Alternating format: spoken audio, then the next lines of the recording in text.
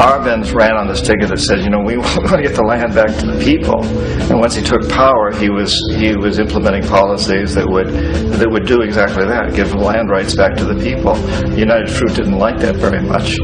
And so they hired a public relations firm, launched a huge campaign in the United States to convince the United States, people, the citizens of the United States, and the press of the United States, and the Congress of the United States, that our Benz was a Soviet puppet, and that if we allowed him to stay in power, the Soviets would have a foothold in this hemisphere. And that at that point in time was a huge fear on everybody's mind, the Red Terror, the Communist terror. And so, to make a long story short, out of this public relations campaign came a commitment on the part of the CIA and the military to take this man out. And in fact, we did. We sent in planes, we sent in soldiers, we sent in jackals, we sent everything in to take him out, and did take him out. And as soon as he was removed from office, the new guy that took over after him basically reinstated everything to the big international corporations, including United Fruit.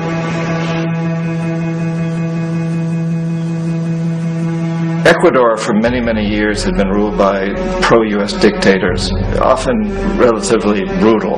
Then it was decided that they were going to have a truly democratic election. Jaime Roldos ran for office. And his main goal, he said, as president, would be to make sure that Ecuador's resources were used to help the people. And he won, overwhelming, by more votes than anybody had ever won anything in Ecuador.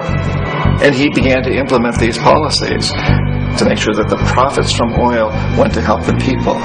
Well, we didn't like that in the United States. I was sent down as one of several economic hitmen to change Roldos, to corrupt him, to bring him around, to let him know, okay, you can get very rich, you and your family, if you play our game, but if you continue to try to keep these policies you've promised, you're going to go. He wouldn't listen. He was assassinated. As soon as the plane crashed, the whole area was cordoned off. The only people that allowed in were U.S. military from a nearby base and some of the Ecuadorian military. When an investigation was launched, two of the key witnesses died in car accidents before they had a chance to testify. A lot of very, very strange things that went on around the assassination of Jaime Roldos. I, like most people who've really looked at this case, had absolutely no doubt that it was an assassination. And of course, in my position as an economic hitman, I was always expecting something to happen to Jaime, whether it be a coup or assassination, I wasn't sure, but that he would be taken down because he was not being corrupted. He would not allow himself to be corrupted the way we wanted to corrupt him.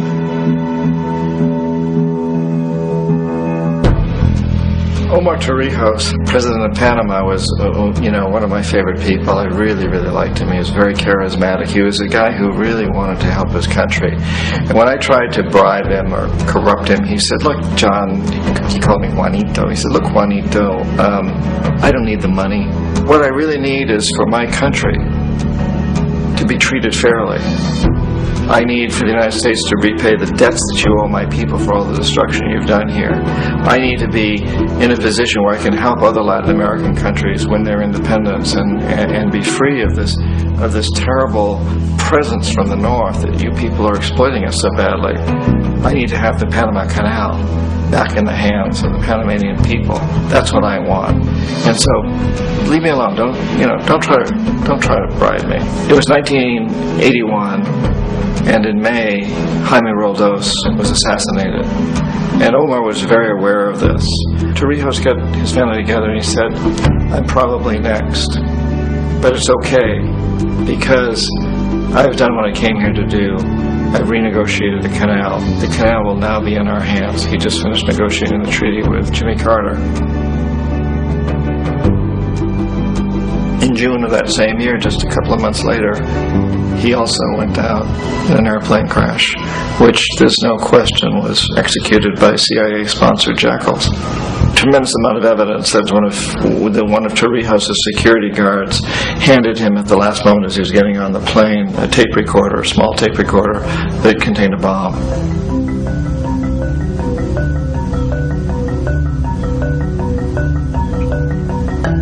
It is interesting to me how this system has continued pretty much the same way for years and years and years, except the economic hitmen have got better and better and better.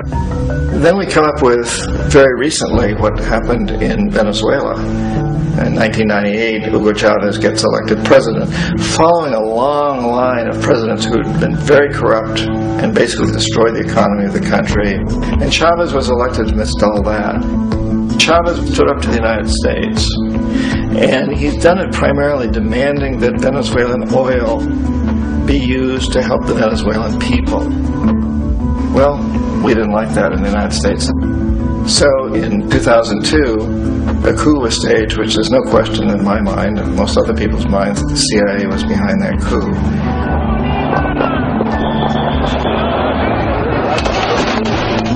The way that coup was fomented was very reflective of what Kermit Roosevelt had done in Iran, of paying people to go out into the streets, to riot, to protest, to say this Chavez is very unpopular.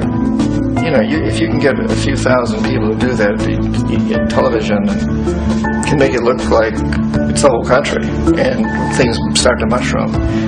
Except in the case of Chavez, he was smart enough, and the people were so strongly behind him that they overcame it, which was a phenomenal moment in the history of Latin America.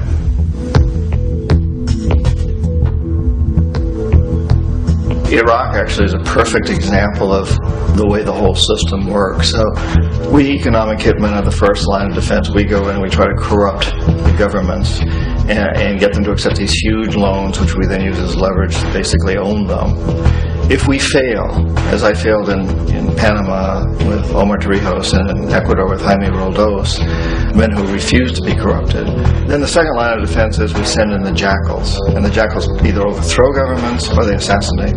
And once that happens and a new government comes in, boy, it's going to toe the line because the new president knows what will happen if he doesn't.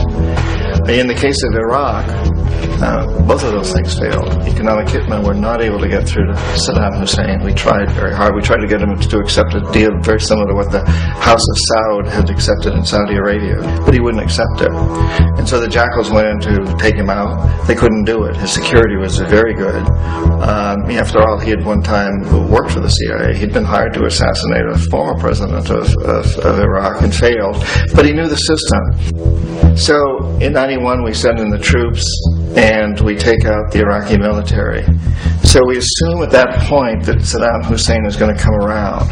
We could have taken him out, of course, at that time, but we didn't want him. He's the kind of strong man we like.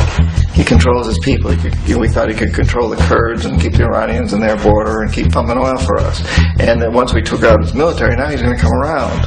So the economic hitmen go back in the 90s without success. If they'd had success, he'd still be running the country.